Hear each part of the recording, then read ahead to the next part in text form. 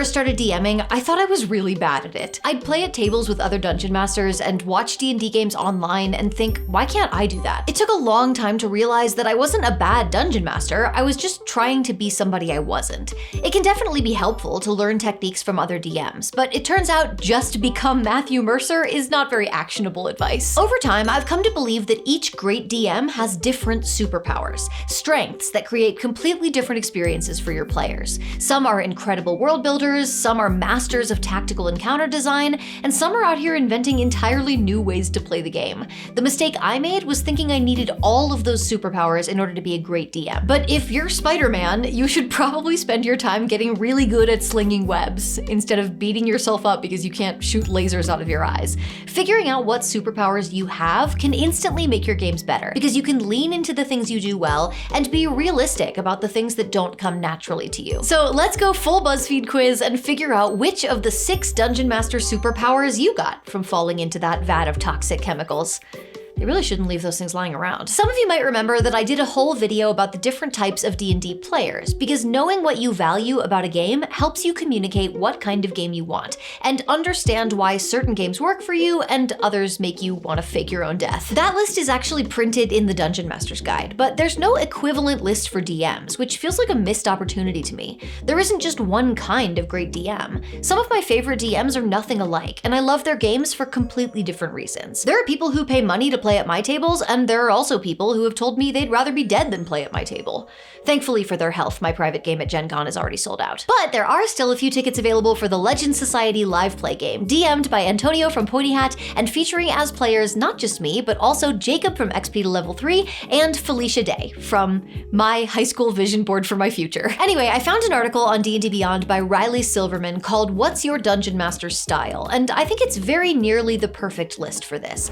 I do think it's missing 2 specific styles, mainly because of how the hobby has changed over the last few years, but we'll get to that later. Riley's article starts by talking about the plotter to pantser spectrum. Plotters are DMs who do a lot of planning, and pantsers are DMs who pull down their players' pants and shove them into a locker. Wait. Sorry, pantsers are DMs who rely on improvisation, as in fly by the seat of their pants.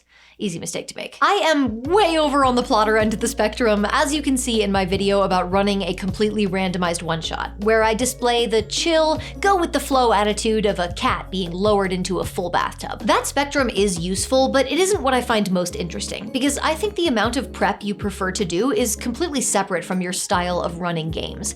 You can be a plotter who loves tactical combat, or a plotter who loves emotional story arcs, or a pantser who loves emotional story arcs. So instead, let's talk about what Riley calls DM styles. With a few of my own adjustments, we end up with 6 styles, and most people are probably a blend of at least 2 or 3 of them. Knowing your style helps you recognize your strengths, identify the skills you actually want to develop, and stop worrying about the ones you don't. The point isn't to put yourself in a box, it's to stop trying to be someone else's version of a great DM. So let's start with style number 1. The vibe checker knows how to keep the momentum of the game high by deciding when to follow the rules and when to follow their gut. To this dungeon master, the rules exist to support the experience at the table, not to define it. If following a rule exactly would completely kill the tension, or the comedy, or the emotional payoff of a scene, then that rule is going to take a backseat to the rule that supersedes all others for this type of DM, the rule of cool. You might be a vibe checker if you would rather make something up than go digging for a niche rule you can't quite remember. You're not afraid to step outside of the game mechanics for a narratively important moment. Your players probably all have memorable stories of incredible things they got to do in your campaigns. Stories that, if posted to Reddit, would get a ton of comments saying, but that's not how that works. Although, to be fair, Reddit sometimes responds that way even when that's exactly how it works. If you're not a vibe checker, but you would like to be, here are some tactics to try. First, give yourself a time limit. If you can't find the rule you're looking for in 30 seconds, make your best guess and just look it up after the session. The rulebook will still be there tomorrow. There's nowhere else to be. Second, try challenging yourself to say yes to one player idea each session that isn't explicitly covered by the rules. Each time you do this, you're encouraging your players to get more creative by rewarding them for out-of-the-box ideas. This is a very popular DM style. You've probably heard a lot of people praising DMs like this because when vibe checkers are at their best, their games can be really exciting.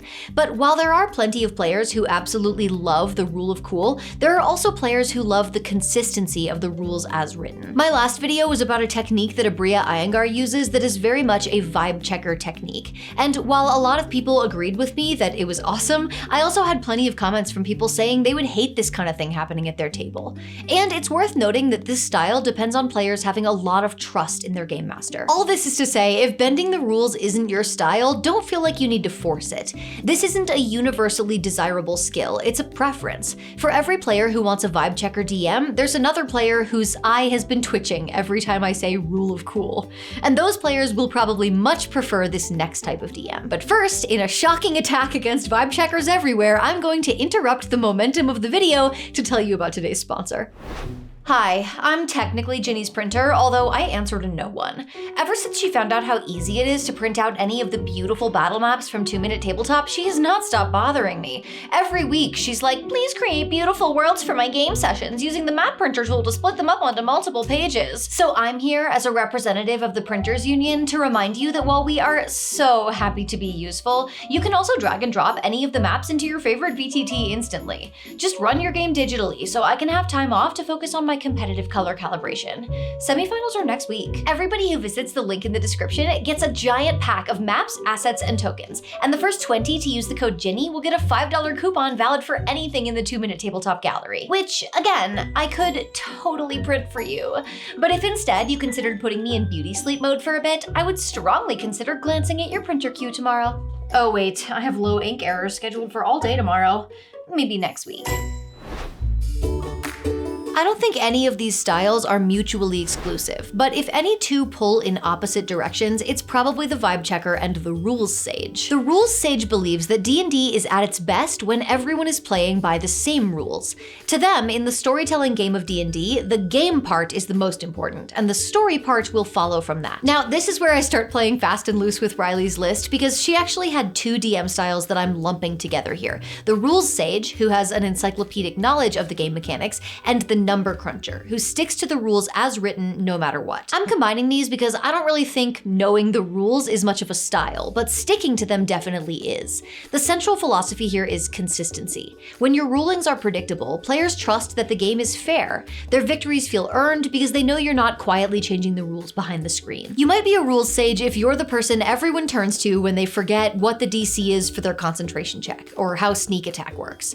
The rogue definitely knows, don't worry. They just want you to explain to the paladin real quick. Whether an encounter is going better or worse than expected, you're sticking to the plan and wouldn't be caught dead adding hit points or fudging rolls to affect the results. Your idea of a little light reading before bed is the Sage Advice Compendium. The great thing about Rules Sage DMs is that your players know exactly what kind of game they're sitting down to play. When they finally overcome an incredibly difficult encounter, they know they earned that victory through clever use of the tools available to them, not because the DM decided that winning made for a better story. Players who love strategic play and optimizing their characters absolutely adore this kind of table. There is something deeply satisfying about knowing the challenge you just overcame was real and your success wasn't guaranteed. If rules sages have a weakness, it's being inflexible. While D&D rules certainly try to account for every possible situation, they are still fallible. Sometimes if you're not careful, you may end up following the letter of the law instead of the spirit, which can be frustrating for players. If your superpower isn't memorizing textbooks, you can still run this style of game.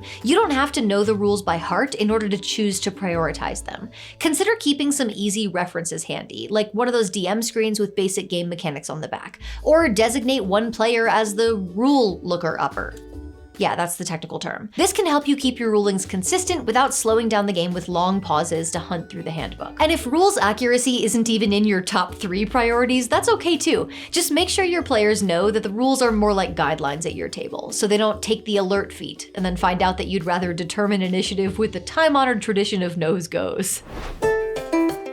The Novelist's superpower is creating a coherent, defined story for players to experience. To this Dungeon Master, D&D isn't just a game, it's a serial fantasy novel that just happens to have 4 to 6 co-authors, who are all following completely different outlines. They love facilitating character arcs, dramatic reveals, and emotional payoffs. You might be a novelist if your campaign notes are less 4 goblins ambush the party and more Chapter 7, the Queen's Betrayal. You probably have at least one major plot twist you've been waiting 6 6 months to reveal. Players who write rich backstories and enjoy dramatic roleplay love these kinds of campaigns. This is the kind of game where a character death leaves everybody in tears, and where players are spitballing theories about the lore in the group chat between sessions. Novelists have to be careful not to fall in love with the story they planned instead of the story that's actually happening. There's nothing wrong with having ideas and hopes about what's coming, but you need to be willing to let those ideas go if that's not the path your players choose. It can be painful for this type of DM to accept that the big scene they were envisioning isn't going to play out like they'd hoped, or might not even happen at all. Trust me, I get it. Ask me about the pages of prep I've done for scenes that never actually make it to the table. On second thought, don't ask. I'm still grieving. In the end, you have to remember, you're not the only author here. It was Riley who chose the title of Novelist for this DM style, but I think it can be helpful to reframe yourself as not just a writer, but also a reader. When your players make an unexpected decision, try to think of it less as someone editing your story and more as an interesting twist that you get to experience. The story can surprise you too, and if you can learn to be excited about that, you'll have a much better time. If storytelling isn't your superpower, but you'd like it to be, my best tip is to think less about a plot and more about individual characters. What does the villain want? Preferably something a little more complex than destroy the world. What is this NPC afraid of? Why is this person doing what they're doing? And what, if anything, would change that? When your characters have clear motivations, it's easier to figure out how they'll respond to the changes that your players will inevitably make to the world. But not every table wants a grand, sweeping narrative. Some groups would rather tell funny stories than dramatic ones, explore side quests instead of chasing a world-ending threat, or just slay monsters and collect cool magic items. This is one of those DM styles that some game masters feel a lot of pressure to execute, and if you don't feel passionate about it, that gets exhausting fast. Not every great DM is a novelist, and thankfully, not every player wants to join a book club. The taxi driver's superpower is that they are a champion of player agency. While they are technically driving the car, it's the players who decide where they want to go. The taxi driver just gets them there. This kind of DM presents players with lots of options and lets them choose what they want to explore. This is the other place I'm tweaking Riley's framework a little. She had a second style called the beer holder, who happily lets players make questionable decisions and leans into the chaos that ensues. I'm combining these because to me, they're both expressions of the same idea. The story belongs to the players, and the DM's job is to bring that story to life.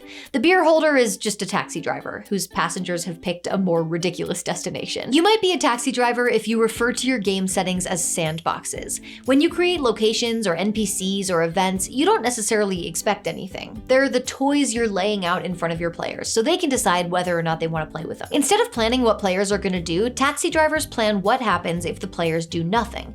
This is something Riley mentions in the article, but it's also something I've heard my own taxi driver DM say. I mean, villains aren't known to postpone their plans because the heroes accepted a side quest. Let's say you have a kingdom where the royal advisor plans to poison the king at the midwinter feast, and a red dragon is settling down in the nearby mountains to lay her eggs and snack on local livestock, and a doppelganger has killed and replaced the beloved innkeeper so they can find a new, richer victim among the clientele. If your players never go near the castle, they might get news of the king's death while they're investigating suspicious events at the inn.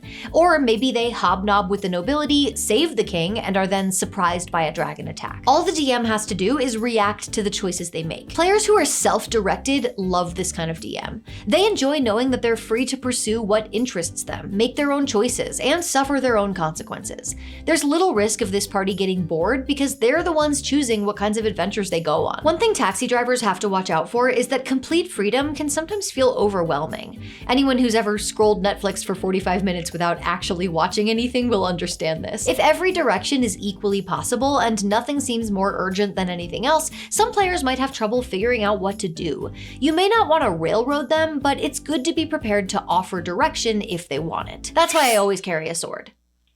For pointing. If you're interested in getting your taxi driver's certification, try preparing problems but not solutions. If players are breaking into a mansion, you don't need to plan 3 different ways to get in, especially since they probably would have invented a 4th anyway. Instead, just build the mansion. Figuring out how to get in is the player's job, not yours. Sometimes people lionize this kind of DM by implying that anyone who doesn't play this way is railroading, but I don't think that's true. Plenty of players, me included, enjoy having clear direction. This is a legitimate style that's popular with many players, but just like the other styles on this list, it isn't the only correct way to play. I I think Riley's list is really strong, but in my opinion, there are a few DM styles missing. So I've taken the liberty of adding 2 more to the list. First up, the Tinkerer. To the Tinkerer, the rulebooks aren't sacred texts. They're more like a first draft. They see D&D less as a finished product and more as a toolkit. Tinkerers are constantly homebrewing monsters, magic items, even subclasses and species. I have a friend who, by the end of her 4-year campaign, had basically rewritten the rules of spellcasting entirely. She is a tinkerer to her core. You might be a tinkerer if you've ever had to give players a whole document about game mechanics. When I tell my players about my house rules, I just say, flanking yes, critical fumbles no, and if I say a creature is bloodied, it means they're at half hit points. If you're a tinkerer, you do this with a Google Doc called House Rules Final version 27 parentheses actually final. Every time you play another RPG, you're thinking about which mechanics you can steal and bring back to your D&D campaign. Anytime you don't like a rule, it's an opportunity to rewrite it. There are a lot of reasons to love Tinkerer DMs. Players can look forward to all kinds of interesting new magic items and abilities, and for veterans who know the game inside and out, it might be exciting to feel like you have the opportunity to be surprised again. You might think the main thing Tinkerers have to be cautious of is accidentally breaking the game, but while that is a valid concern, I actually don't think it's the biggest one. Instead, I think Tinkerers should remember that not every player wants to be a playtester. There are all kinds of resources and tools that become useless if you're not playing by the same rules as other D&D players. Online character sheets, build guides, trackers and tokens and spell cards. And for anyone who had a difficult time learning the rules in the first place, it can be stressful to have to learn them all over again. This is one of those DM styles that I think it's very important to disclose up front, so players can decide whether or not they want to play a version of D&D that comes with patch notes. If you'd like to try your hand at tinkering, I recommend starting off light with things like monsters and consumable magic items. If you really screw something up, soon enough it'll be dead or spent and your sins are washed clean. And don't be afraid to tell your players, hey, remember last week when I introduced that spell that lets you turn ball bearings into bombs? We're scratching that actually. If you love fiddling around with game design, then by all means do it. But if you don't, there is an enormous amount of material created by both professional and hobby game designers that's ready to be used exactly as written. You can run a lifetime of campaigns without inventing a single magic item, and your players can still have a fantastic time. The final style on this list, and the second edition I'm making, is something I'm calling the Immersionist. I don't necessarily think this is something Riley overlooked, I just think it's become a much bigger part of the hobby over the last few years, thanks to actual plays and the explosion of theater kids like me in the creator space. We've been waiting our whole lives to be cast in every single role in the production. The Immersionist superpower is making the game feel tangible. To this dungeon master, every detailed description, every NPC voice, every handout and prop and playlist of background music exists for one reason: helping the players lose themselves in the story. And I just want to mention, I don't think this type of DM style is limited to professional or streamed games. Yes, a lot of this style is about performance, but your players can absolutely be the audience for that performance. I'm an Immersionist, and I promise I'm doing this in home games too. You might be an Immersionist if you've handwritten a letter that a character receives in-game, or if you find yourself standing up and changing your body language for your NPCs, or if you spend as much time preparing terrain or maps as you do building your encounters. You might have a playlist called Forest Exploration, and one called Forest Combat, and one called Forest Combat, but more ominous, and there's a full moon. For your players, these games feel magical. They stop feeling like they're imagining the world and start feeling like they're visiting it. It is delightful to hear a description of an in-game item and then be handed a real object. Your campaigns are not just a game, but an experience, and the effort you put into them is clearly visible and easy to appreciate. The biggest thing Immersionists have to watch out for is prioritizing style over substance. If you really love crafting props and practicing voices, it might be tempting to neglect the more foundational elements of prep in comparison, but a beautiful battle map can only take you so far if the combat itself is unsatisfying. Just remember to lock in the basics before you spend 6 hours making custom potion bottles to hand out. If immersion isn't your superpower but you would like it to be, there are infinite ways to start small. You don't have to be a professional actor in order to challenge yourself to add one quirk or verbal characteristic to each important NPC, like a habit of clearing their throat or hunched shoulders. You don't need to write a short story for every location in order to try adding one sensory detail like a smell or sound to each new location. Yes, the tavern contains the quest quest-giver NPC. But also, it smells like feet. Even props don't need to be extreme to be effective. Sure, handwriting a royal decree on a piece of parchment with a quill and a wax seal is exciting, but a printout in a script font is still gonna feel more immersive than reading it out of a Google Doc. Baby steps. This is another DM style that gets praised a lot these days, at least in part because so many people watch games with high production value and professional performers and think, wow, I'd love to be in a game like that. I don't think there's anything wrong with dreaming of that sort of game, and contrary to popular belief, there are plenty of DMs who love delivering that kind of game off camera. I am one, and I also play with one. I am constantly astounded by how many hours of 3D printing and painting he's willing to do for an audience of 6. Shout out to Jesse. But it should go without saying that this style should not be a baseline expectation for a home game DM. If you aren't passionate about theatricality, there is absolutely nothing wrong with relying on your players' minds to conjure up scrolls covered in spidery cursive or cheerful lute music filling the tavern. Imagination has always been the most powerful special effect that D&D has. Hopefully by now you've got a pretty good idea of where your own Dungeon Master superpowers lie. If you're feeling like none of these apply to you, it's probably less because you have no skills and more because you have no confidence. So I'd recommend asking your players about your strengths and trying out some daily affirmations or something. Remember, these styles aren't mutually exclusive. Most of us are a combination of several. Personally, I think I'm an Immersionist vibe checker with just a splash of Novelist thrown in. When I thought I had to be a rules sage or put pressure on myself to be a tinkerer, I felt like I was failing. And I'm sure there are rules sages and tinkerers out there who stress about not being Immersionists. The point of this exercise wasn't to create a personality quiz. I mean, that's fun, and I'm not against it, but that wasn't the primary purpose. Instead, I wanted to give you a vocabulary for thinking about the kind of Dungeon Master you are and want to become. Not only does this make it easier to communicate with your players about what kind of game to expect from you, but once you know your strengths, you can lean into those things and get the most out of them. Once you know the areas you want to improve, you can practice them intentionally. And just as importantly, you can stop expecting yourself to have every superpower on this list. At risk of sounding like a motivational poster, you don't have to become somebody else's version of a great DM. Instead, you should try to be the best version of the DM you are. All right, it is your turn to talk. Let me know in the comments which styles fit you best, or maybe you'll invent a secret 7th style that I didn't think of, which would be extremely tinkerer of you.